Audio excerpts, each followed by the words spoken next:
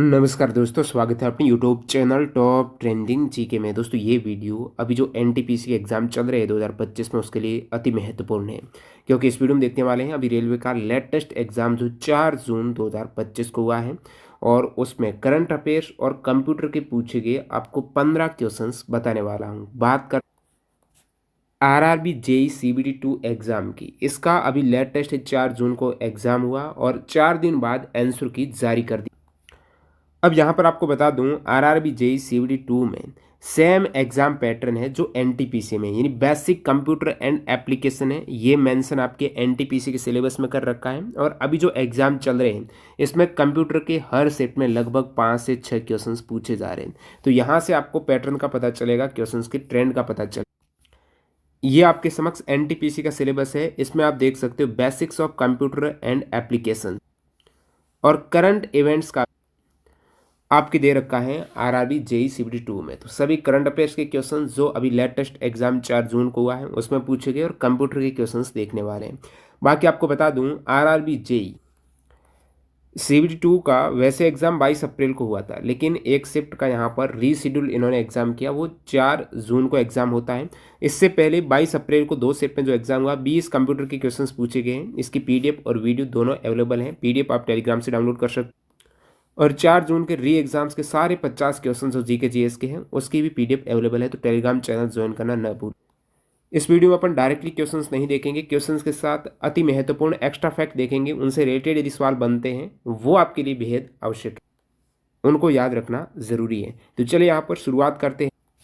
उससे पहले आप बताइएगा, आप मॉक टेस्ट दे रहे हो टेक्स्ट बुक वगैरह से, कितना स्कोर हो रहा है? नहीं दे रहे हो? मैक्सिमम कैंडिडेट यहीं से मॉक लगाते हैं, आप भी यहाँ से प्रैक्टिस कर सकते हो। अभी ऑफर चल रहा है जिसमें टीटीजी के कूपन कोड यूज़ करके आप मैक्सिमम डिस्काउंट का यहाँ पर फायदा उठाते हुए सारे एग्जाम्स को मॉक टेस्ट, चाहे एनटीपीसी की तैयारी करते हो, ग्रुप डी की तैयारी करते हो, एएलपी की करते हो, आगामी जितने भी एग्जाम्स हैं 800 प्लस एग्जाम्स के मॉक टेस्ट इधर से आपके कवर हो जाएंगे, वो भी एग्जाम ओरिएंटेड। लेटेस्ट अभी एग्जाम हुए 2024 में रेलवे के, उनके प्रीवियस ईयर के क्वेश्चंस भी आपको subject wise, chapter wise, full mock और सेक्शन मॉक्स देखने को मिल जाएंगे। लिंक डिस्क्रिप्शन बॉक्स में है, चेकआउट कीजिएगा टीटीजी की कूपन। बात करें करंट अफेयर्स की, सेम पैटर्न पर करंट अफेयर्स से सवाल पूछे जा रहे हैं जो 2024 के रेलवे एग्जाम्स पूछे गए थे, और 2024 की पूरी पीडीएफ टेलीग्राम पर फ्री ऑफ कॉस्ट डाली गई है, उसको देखना एक्स्ट्रा फैक्ट्स। बाकी आप रेलवे एग्जाम्स की सभी क्वेश्चन जो अभी लेटेस्ट मार्च में एग्जाम हुआ है ना, 1800 क्वेश्चन की ई बुक लेना चाहते हो, चैप्टर वाइज है, वो भी अवेलेबल है, पेड ई बुक है। लिंक डिस्क्रिप्शन बॉक्स में हमारी वेबसाइट से आप डाउनलोड कर सकते हो। तो चलिए यहाँ पर पहला सवाल है, उत्तराखंड में 38वें राष्ट्रीय खेल का आयोजन कब किया गया? उत्तराखंड के देहरादून में 38वें राष्ट्रीय खेल आपका 2025 में आयोजन हुआ, और 2025 में भी कौन सी डेट तक, ये आपको पूछ लिया है। तो ये 28 जनवरी से 14 फरवरी 2025 तक 38वें राष्ट्रीय खेलों का आयोजन किया गया देहरादून उत्तराखंड में। तो 28 जनवरी 2025 से इसका उद्घाटन हुआ, और जब समापन हुआ उस समापन समारोह के मुख्य अतिथि कौन थे? गृह मंत्री अमित शाह थे। उद्घाटन में कौन थे? प्रधानमंत्री श्री नरेंद्र मोदी जी ने यहाँ पर 38वें ग्रीष्मकालीन राष्ट्रीय खेलों का उद्घाटन किया। इसमें एथलीट ओथ किसने ली? लक्ष्य सेन ने। और यहाँ पर जो राष्ट्रीय खेल होते हैं इसमें जो हाईएस्ट मेडल प्राप्त करने वाली टीम को दी जाती है राजा Bhalinder Singh trophy. Highest medal का मतलब हाईएस्ट गोल्ड मेडल। तो राजा भलिंदर सिंह ट्रॉफी, या फिर जो फर्स्ट रैंक रही है हाईएस्ट मेडल के अकॉर्डिंग, गोल्ड मेडल के अकॉर्डिंग, वो सर्विसेज की रही है। तो सर्विसेज को ये ट्रॉफी दी गई। अब यहाँ पर सभी 5 इंपॉर्टेंट टॉप 5 रैंक आपको बता देता हूँ जहाँ से एग्जाम में सवाल घुमा फिरा कर पूछ लिया जाता है। 2025 में नेशनल गेम्स की मेडल टेबल की बात करें तो फर्स्ट रैंक सर्विसेज की रही है। ओवरऑल मेडल टैली देखेंगे तो महाराष्ट्र आपके 201 मेडल के साथ टॉप पर है, लेकिन हाईएस्ट गोल्ड के अकॉर्डिंग आपकी ट्रॉफी दी जाती है, फर्स्ट रैंक देखी जाती है। महाराष्ट्र यहाँ पर सेकंड रैंक है। गोल्ड देखेंगे सर्विसेज के 68 है, महाराष्ट्र की 54 है, हरियाणा के 48 है। अब आप रैंक देखेंगे सर्विसेज की फर्स्ट, महाराष्ट्र की सेकंड, हरियाणा की थर्ड है, चौथे स्थान पर मध्य प्रदेश और पांचवें स्थान पर कर्नाटक है। और मेडल आप यहाँ से देख सकते हो, गोल्ड मेडल आपके लिए इंपॉर्टेंट है जानना, विशेषकर फर्स्ट रैंक वाले के लिए ये तीनों मेडल 68, 26, 27 बराबर 121 मेडल प्राप्त किए सर्विसेज ने। अब अगले सवाल में आपको कुछ इंपॉर्टेंट मेडल प्राप्त करता खिलाड़ियों के बारे में बताने वाला हूँ, क्योंकि यहीं से सवाल पूछ लिया इन्होंने। फरवरी 2025 में आपके एनटीपीसी में भी सवाल आ रहे हैं। मैक्सिमम सवाल जो पूछे जा रहे हैं ना, वो अक्टूबर से अप्रैल 2025 तक पूछे जा रहे हैं, अक्टूबर 2024 से। और उसमें भी जनवरी से मार्च तक के सवाल ज़्यादा पूछे जा रहे हैं, और यहाँ पर भी यही ट्रेंड आपको अभी 4 जून के एग्जाम में देखने को मिल रहा है। फरवरी 2025 में निम्नलिखित में से किसने राष्ट्रीय खेलों में महिलाओं की ऊंची कूद स्पर्धा में स्वर्ण पदक जीता? ऊंची कूद में, हाई जंप में गोल्ड मेडल किसमें, राष्ट्रीय खेलों में किसने जीता है? तो राष्ट्रीय खेल इससे पहले एथलेटिक्स गेम्स हुए थे, उसमें भी, और इसके पहले नहीं, इसके बाद मई में जो हुए, पूजा सिंह ने जीता है। किसने? पूजा सिंह है, हाई जंपर में। वर्ल्ड में अलग है, लेकिन भारत में जो फर्स्ट रैंक पर महिलाओं में हाई जंपर है ना, वो पूजा सिंह ही है। तो पूजा सिंह यहाँ पर आपको याद रखना है, इन्होंने ही राष्ट्रीय खेल में गोल्ड मेडल जीता है हाई जंप में। अब 38वें राष्ट्रीय खेल 2025 में प्रमुख मेडल विजेता की बात कर लेते हैं। वैसे तो आपने देखा 68 मेडल तो सर्विसेज में गोल्ड मेडल आ गए, तो सभी टीमों के बहुत ज़्यादा मेडल यहाँ पर हो जाएंगे। लेकिन इंपॉर्टेंट मेडल की बात करें तो अनिमेश कुजूर की बात करें तो यहाँ पर ये रनिंग में है, 100 मीटर, 200 मीटर और रिले में भी इन्होंने यहाँ पर गोल्ड मेडल जीता, तीनों इवेंट में ट्रिपल गोल्ड आप देख सकते हो। अनिमेश कुजूर 200 मीटर में इन्होंने व्यक्तिगत बेस्ट भी किया है 20.58 सेकेंड में। देवमीना पोल वॉल्ट में ऊंची छलांग यादगार प्रदर्शन। Sachin Yadav javelin throw meet record throw किया इन्होंने 84.39 मीटर का। स्वयं बरवाल ये भी लॉन्ग रनिंग आप देख पा रहे हो, 5,000 मीटर 10,000 मीटर दोनों में गोल्ड जीता है। सुरुचि फोगट 10 मीटर एयर पिस्टल में व्यक्तिगत और मिक्स्ड टीम दोनों में गोल्ड जीता है। इनका स्पोर्ट पूछ लिया जा सकता है, किस स्पोर्ट से बिलोंग रखते हैं ये। बिंदिया रानी देवी, तो बिंदिया रानी देवी महिला वेट लिफ्टिंग 50 किलोग्राम में गोल्ड मेडल जीता। कितने किलोग्राम में बिंदिया रानी ने? 50 किलोग्राम में। वलूरी अजय बाबू पुरुष वेट लिफ्टिंग 81 किलोग्राम में 147 केजी उठाकर स्वर्ण पदक अपने नाम किया है। Sift Kaur Samra 50 metre 3 position shooting में गोल्ड मेडल जीता है। Ashi Ashi Chouksey 50 metre rifle 3 positions में रिकॉर्ड प्रदर्शन के साथ गोल्ड जीता है। Sajan Prakash swimming men's 200 metre butterfly open में गोल्ड मेडल जीता है सजन प्रकाश ने स्विमिंग में। और नेक्स्ट यहाँ धिंदी देशुंगू महिला स्विमिंग में इन्होंने 14 वर्ष की उम्र में 3 स्वर्ण और रिकॉर्ड बना लिए हैं। धिंदी देशुंगू गोल्ड मेडल स्विमिंग में महिला स्विमर। नेक्स्ट यहाँ पर कंजम मोनिश सिंह, ये दोस्तों वुशु में गोल्ड मेडल जीता है, taijijian wushu. Next Anish Bhanwala और Narmada Raju 50 metre rapid fight pistol में मिक्स टीम में गोल्ड जीता दोनों ने। Arjun Babuta and Ojaswi Thakur 10 metre air rifle mixed में गोल्ड मेडल प्रमुख विजेता यहाँ पर राष्ट्रीय खेल 38वें राष्ट्रीय खेल ध्यान देना। सितंबर 2024 में निम्नलिखित में से किस भारतीय संस्थान को राष्ट्रीय क्वांटम मिशन के अंतर्गत क्वांटम कंप्यूटिंग के लिए विषयगत हब के रूप में नामित किया गया है? तो भारतीय संस्थान है यहाँ पर IISc यानी भारतीय विज्ञान संस्थान बेंगलुरु। इन्होंने क्वांटम मिशन के अंतर्गत क्वांटम कंप्यूटिंग के लिए विषयगत हब के रूप में नामित हुए हैं। और यहाँ पर सितंबर 2024 में ये Indian institute of science IISc Bengaluru ने क्वांटम कंप्यूटिंग के लिए थीमेटिक हब के रूप में इसे नामित किया गया। नेक्स्ट आपका करंट अफेयर्स पूछा गया है। टोटल 15 जो क्वेश्चंस थे ना, उनमें से 4 क्वेश्चंस यहाँ पर करंट अफेयर्स का वेटेज आप देख सकते हो NTPC की तरह ही है। दिसंबर 2024 में जसप्रीत बुमराह, दिसंबर का क्वेश्चन है, जसप्रीत बुमराह निम्नलिखित में से किस सीरीज या टूर्नामेंट के दौरान अपने टेस्ट करियर में 200 टेस्ट विकेट तक पहुंचने वाले सबसे तेज भारतीय गेंदबाज बन गए हैं? सबसे तेज, सबसे कम पारीज में 200 टेस्ट विकेट तक पहुंचने वाले ये भारतीय गेंदबाज बने हैं। तो पूछा है किस इवेंट में बने, ये किस टूर्नामेंट के दौरान ये रिकॉर्ड इन्होंने बनाया है? तो टूर्नामेंट है बॉर्डर गावस्कर ट्रॉफी। कब? दिसंबर 2024 में बॉर्डर गावस्कर ट्रॉफी में टेस्ट कैरियर में 200 टेस्ट विकेट तक पहुंचने वाले सबसे तेज भारतीय गेंदबाज बने। ये सीरीज भारत और ऑस्ट्रेलिया के बीच खेली गई, जिसमें बुमराह ने 32 विकेट लिए थे। अब नेक्स्ट और कुछ इंपॉर्टेंट मैं रिकॉर्ड की बात करूं, जैसे अभी IPL का बना है, एक ही आईपीएल टीम आरसीबी के लिए 9000 प्लस टी20 रन बनाने वाले दुनिया के पहले खिलाड़ी बने विराट कोहली। और आईपीएल में सबसे ज़्यादा चौके लगाने वाले रिकॉर्ड भी इनके नाम हो चुका है, 769 चौके विराट कोहली के। महिला क्रिकेट में एक कैलेंडर वर्ष यानी 2024 में सबसे ज़्यादा रन बनाए हैं स्मृति मंधाना ने, 1602 रन। मई 2025 में 11वां ओडीआई शतक ठोका है। महिला वनडे क्रिकेट में भारत की तरफ से सर्वाधिक शतक लगाए हैं स्मृति मंधाना। नेक्स्ट यहाँ पर 10 क्वेश्चंस आपके सिलेबस में मेंशन है कि 10 क्वेश्चंस कंप्यूटर के बेसिक कंप्यूटर एंड एप्लीकेशंस पूछे गए 10 सवाल देखते हैं। लोकल एरिया नेटवर्क की सामान्य रेंज क्या है? लैन लोकल एरिया नेटवर्क सामान्य रेंज की बात करें तो 1 किलोमीटर तक, मैक्सिमम रेंज है वो 1 किलोमीटर है। तो आपको सभी में नेटवर्क के बारे में बता देता हूँ, उनकी रेंज और प्रमुख उपयोग। बात करें पैन की यानी पर्सनल एरिया नेटवर्क है, बहुत ही सीमित, 10 मीटर तक अधिकतम रेंज है, महज 10 metre personal area network. Bluetooth होती है, स्मार्ट वॉच होती है, हेडफोन होता है, उनका रेंज बहुत कम। लैन की बात करें तो अभी ऊपर ही आपको पूछा 1 किलोमीटर की रेंज है घर, स्कूल, ऑफिस में, ठीक है। कैन कैंपस एरिया नेटवर्क 1 से 5 किलोमीटर यूनिवर्सिटी इंडस्ट्रियल कैंपस में, ठीक है। मैन यानी मेट्रोपॉलिटन एरिया नेटवर्क 5 से 50 किलोमीटर की रेंज है, शहरों में आईएसपी नेटवर्क है।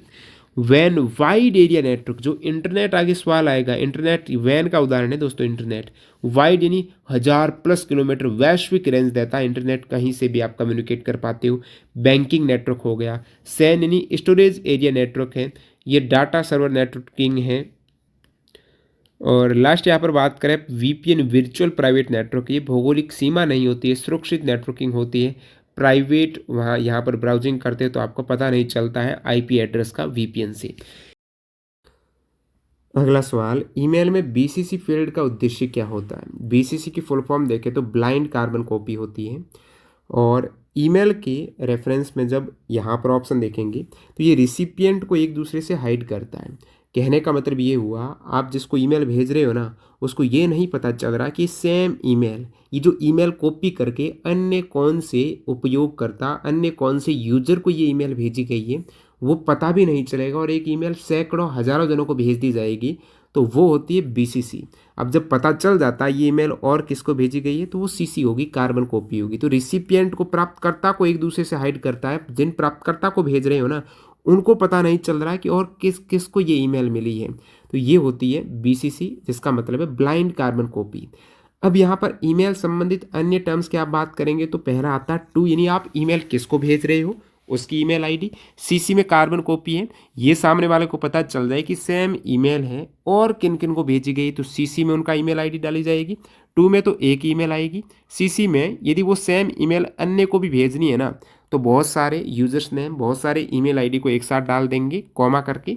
बीसीसी में ईमेल आईडी बहुत सारी एक साथ डालेंगे, आप एक ईमेल को बहुत जनों को भेजेंगे, लेकिन सामने वाले को पता नहीं चलेगा सेम ईमेल कॉपी करके किन किन को भेजी गई, तो बीसीसी। सब्जेक्ट, आप सभी को पता है किस सब्जेक्ट से, टाइटल से आप ईमेल को भेज रहे हो। अटैचमेंट, उस ईमेल में कुछ आप संलग्न कर रहे हो, पीडीएफ वर्ड इमेज, उस केस में। इनबॉक्स, जहाँ पर आपको ईमेल मिल रही है। स्पैम में भी ईमेल मिलती है, लेकिन स्पैम में अवांछित ईमेल होती है। स्पैम में विज्ञापन ज़्यादा होते हैं जो आपके काम की चीज़ें नहीं हैं, एडवर्टीजमेंट पर्पज से। ड्राफ्ट, अपूर्ण ईमेल जिसे बाद में भेजने के लिए सेव किया जाता है। आपने अब तक ईमेल भेजी नहीं है, केवल ड्राफ्ट में आप सेव की है, ताकि बाद में जब चाहे आप उसको दोबारा एडिट करके भेज सको। सेंट फोल्डर होता है, जो भेजी गई ईमेल आप देख सकते हो। एक ट्रेस फोल्डर होता है, ये फोल्डर जहाँ डिलीट किए गए मेल होते हैं, आपने मेल को डिलीट कर दिया लेकिन कुछ दिन के लिए वो ट्रेस में चली जाएगी। फॉरवर्ड, कोई ईमेल आपको मिली है, सेम ईमेल आगे आप भेजना चाहते तो फॉरवर्ड करेंगे। जो ईमेल आपको मिली है उसी को आपको रिप्लाई करना है, उस केस में रिप्लाई ऑल, मेल के सभी प्राप्तकर्ताओं को उत्तर भेजना है। ईमेल सिग्नेचर, हर मेल के अंत में जोड़ा गया स्वचालित नाम आप देखते हो, काफ़ी बार कंपनी का नाम ऊपर या फिर कंपनी में पोस्ट का नाम है ऊपर, व्यक्ति के हस्ताक्षर रहते हैं हर मेल में। फिशिंग, फर्जी ईमेल के माध्यम से पासवर्ड और व्यक्तिगत जानकारी चुराने का प्रयास। Two factor authentication, email account की सुरक्षा बढ़ाने के लिए पासवर्ड के साथ दूसरा कोड आवश्यक करना, यानी 2 फैक्टर है, ओटीपी हो गया, इसके अतिरिक्त एक और कोड है, तो 2 यहाँ पर सुरक्षा, 2 फैक्टर ऑथेंटिकेशन होता है, जहाँ पर पासवर्ड के साथ में कोई और अन्य ऑथेंटिकेशन आपका रहता है। नेक्स्ट सवाल है लिनक्स शेल का क्या कार्य होता है? लिनक्स शेल का आप कार्य देखेंगे तो यूजर कमांड एग्जीक्यूट करना तथा यूजर और कर्नल के बीच इंटरफेस के रूप में कार्य करता है। कहने का मतलब ये जो यूज़र द्वारा दिए गए कमांड से उसको पढ़ता है। यूजर यानी आप क्या कंप्यूटर को कमांड दे रहे हो उसको पढ़ेगा, उसे इंटरप्रेट करेगा और कर्नल को भेजता है। शेल यूजर के लिए एक कमांड लाइन इंटरफेस प्रदान करता है। अब अन्य यहाँ पर अपन कर्नल की बात करें तो लिनक्स शेल के अलावा लिनक्स कर्नल भी होता है।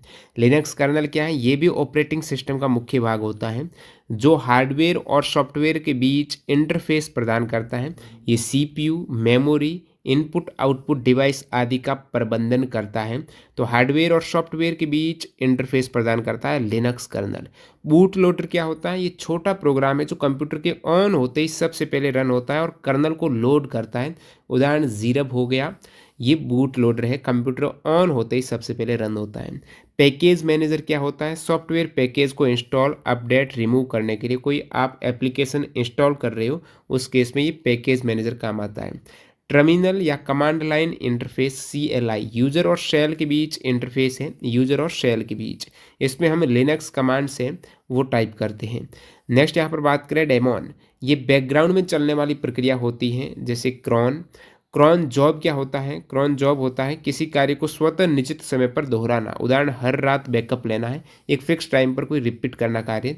स्वैप मेमोरी, जब रैम पूरी हो जाती है, रैम खत्म हो जाती है उसकी स्टोरेज कैपेसिटी, तब टेम्परेरी मेमोरी के रूप में हार्ड डिस्क का भाग इस्तेमाल होता है, इसे स्वैप स्पेस कहा जाता है।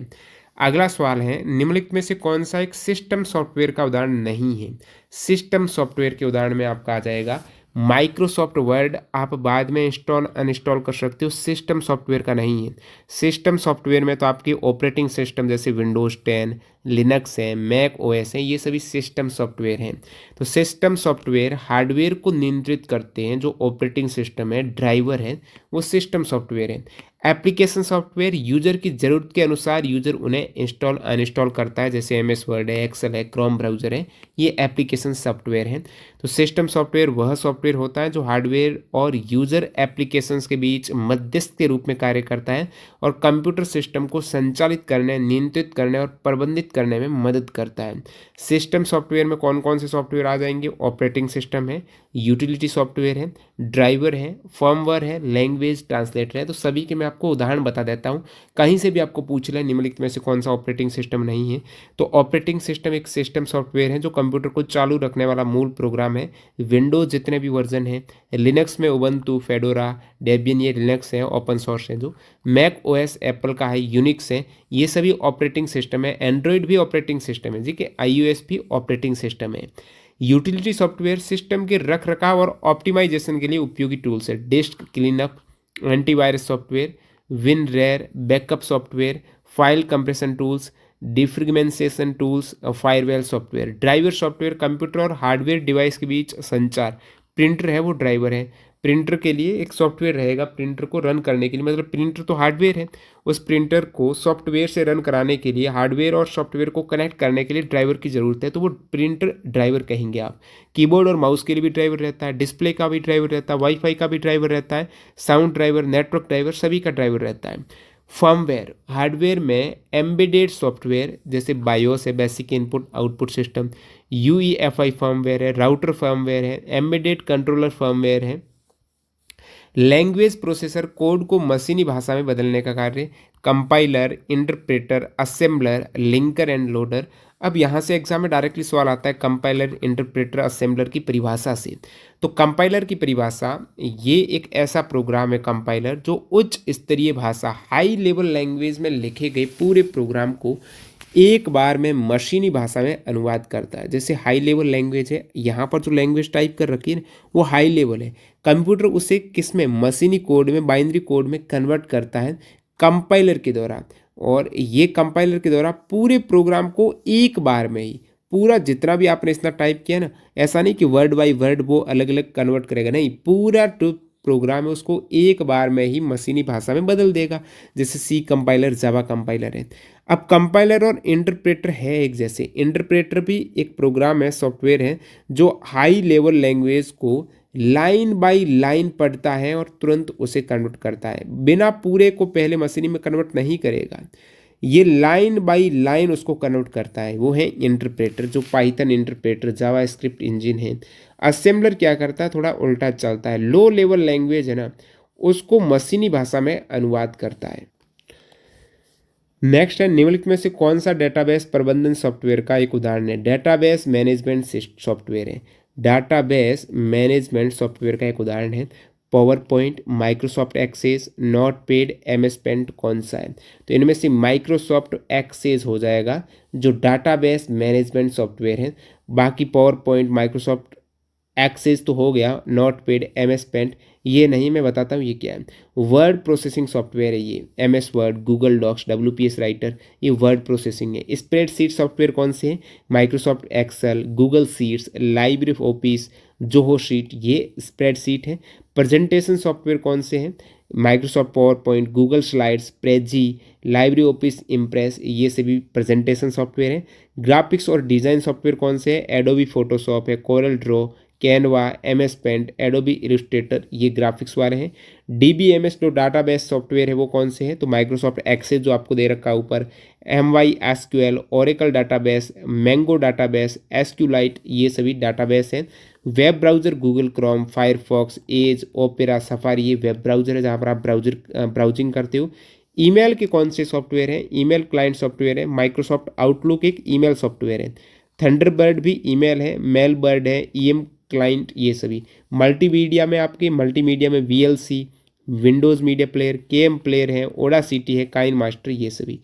टेक्स्ट एडिटर कौन से हैं, नोटपैड, नोटपैड प्लस, जो आप राइट कर रहे हो टेक्स्ट है उनको एडिट करने के लिए, visual studio code, Sublime text है, और ये एक्लिप्स, ये टेक्स्ट एडिटर है।